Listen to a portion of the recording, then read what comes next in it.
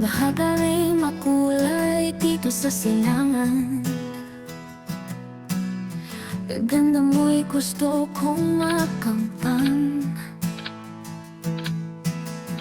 Kailan ka masasala at makapitan? Pangarap ko ika'y aking mahagan. Paraiso dito sa aking kapaligiran. Isang mabilis na kwentuhan lang ito o usapan lang ito tungkol sa paano pabababain ng mabilisan ang acid reflux. Isang tip ito mga kaibigan. Ako, ginagamit ko PH9.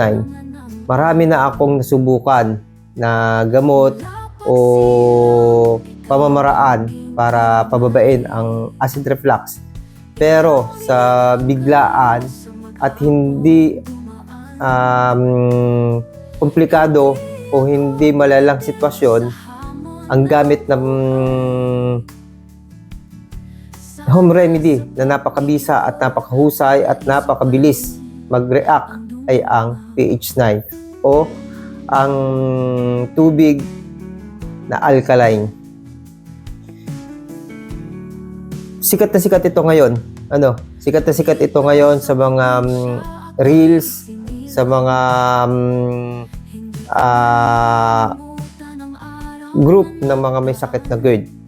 Pero matagal ko na itong ibinablog. Maraming vlog na ang ginawa ko tungkol sa PH9. Ilang taon na rin ang lumipas. Natuloy-tuloy na taon-taon napapag-usapan yung PH9 na yan sa vlog ko. Kasi nung ko pa, ginagamit ko na ito.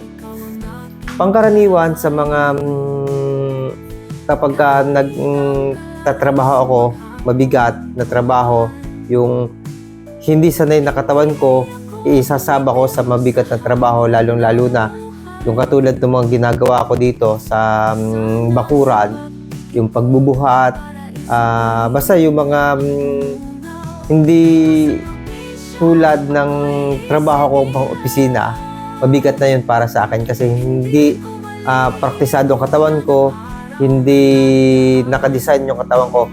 Ang reaction kasi ng isang taong may sakit na GERD, uulitin ko, ang GERD, nakokontrol, at kapag sinabi mong nakokontrol mo na yung GERD, ibig sabihin lang nun, magaling ka na. Magaling ka na sa sakit na GERD kasi kaya mo na siyang i-control. Kaya mo na siyang pababain yung atake ng GERD sa kondisyon na hindi malala. Kasi pag malala yung GERD, ibig sabihin lang, medyo nagkaroon ka ng kababaianan sa iyong kalusugan. Isang inom lang, kapag nagtatrabaho ka, napapagod yung katawan mo, reaksyon ng katawan, tataas yung acid. Kasi nga, meron kang GERD. Ang GERD ay chronic. Ang chronic, walang cure. Ngayon, merong pag-control. Yun lang naman yung paraan para masabi mong magaling ka na. Hindi ka na nahihirapan ng katulad nung atake ng hindi pa gumagaling sa sakit na GERD. Kasi kapag hindi mo pa napapagaling ang sakit na GERD, tuloy-tuloy ito. Kahit umiinom ka ng gamot, tuloy-tuloy pa rin siya. Matagal mawala yung problema. Pero kung magaling ka na, kaya mong agapan agad. Kasi aware ka sa mangyayari sa'yo. Kaya mo siyang agapan agad na hindi mapahirapan ka. Yun yung kondisyon ng katulad naming mga okay na sa sakit na GERD. Nakokontrol namin, alam namin yung gagawin namin para hindi siya lumala. May pagkakataon din naman na pwedeng lumala pero hindi siya tumatagal ng kasing tagal nung naranasan namin dati. Kasi nung naranasan namin dati, minsan, buwan na, hindi pa nawawala yung araw-araw na atake ng GERD. Madalas, nakakaranas din kami ng reaksyon. Maraming klaseng pag ano tawag ito, pag iingat. Ano, pero merong kahit gaano kaingat ka na sa iyong kalusugan, merong time na talagang magre-react yung katawan mo. Unang-una, masaya ka. Masaya ka, biglang may papasok na hindi inaasahang problema. Yung bugso ng damdamin mo dahil sa isang problemang pumasok, kasabay nun, tataas yung acid reflux mo. Normal yun. Kasi, yan yung problemang pangkalusugan mo. Ano, wala nga kasing cure yung acid GERD. Ano, kaya yun yung magiging reaksyon. Ngayon, kapag pumasok yung problemang yun, dapat handa ka. Kaya kasabi ko, dapat lagi kang merong tubig. Ano, laging kang dapat merong kang pH 9. Once na pumasok yung problemang yon, inom ka na ng tubig ng pH 9. pH 9 para ilagay sa level yung acid at saka yung ating alkaline. Ano, kailangan kasi nasa normal range siya. Ano, kapag uminom ka ng pH 9 sa panahon na nararanasan mo o nararamdaman mo umiinit na yung dibdib mo, papuntang lalamunan, sign siya na nagre-react na yung katawan mo. pH 9 na para salubungin ng alkaline, ibaba yung acid. Ngayon, mga kaibigan, isang paalaala tungkol sa pH 9, kung hindi ka naman nag-a-acidic, huwag kang iinom ng pH 9. Kung ang problema may bloated pero hindi naman umiinit sa lalamunan, sa dibdib, ano siya, malamang ang problema mo, sa bloated mo, hindi ka natutunawan. Kulang ka sa acid. Ngayon, kapag uminom ka ng pH 9, lalong hindi lalabas yung acid mo. Itong pinapaliwanag ko ngayon, ito ay napag-usapan na, sinabi ko na ito dun sa video ko dating last 3 years na siguro. Pero hindi sa pH 9. Ano, ang pH 9 at saka antacid halos parehas. Ang antacid, pabababain yung acido. Ang pH 9 naman, ili-level yung acido. Ano, kapag kasi umiinom ka, ito yung pagkakamaling sinabi ko dati, kapag ka umiinom ka ng antacid, dahil ikaw ay bloated, dahil ikaw hindi natutunawan, hindi siya magkakaroon ng tamang reaksyon sa iyo. Kasi lalong mahihirapan ka, lalong tatagal, mawawala yung hangin. Ano, lilipas yung hangin, mawawala siya, ilalabas mo, mawawala siya. Pero andun pa rin yung pagkain mo na pagkatapos tumalab, nawala na yung bisa ng gamot, mas marami pa. Ano, kinalma lang yung katawan mo eh. Kinalma lang yung tiyan mo. Kaya parang hindi mo nararamdaman na yung problema. Pero kapag nawala na yung talab ng gamot, saka mo uti-uti uling mapapansin, mararamdaman hanggang sa mahirapan ka ulit. Yun yung problema sinabi ko dati noon. Kaya dapat alam mo kung kailan ka iinom ng antacid. Ganun din yung pH 9. Ang pH 9 naman hindi niya tinatanggal yung acido na hindi niya ibinababa. Ang ginagawa naman niya, iline-level lang niya. Itinataas niya yung alkaline. Nang sa ganun, maging regular sa katawan natin yung level ng pH natin.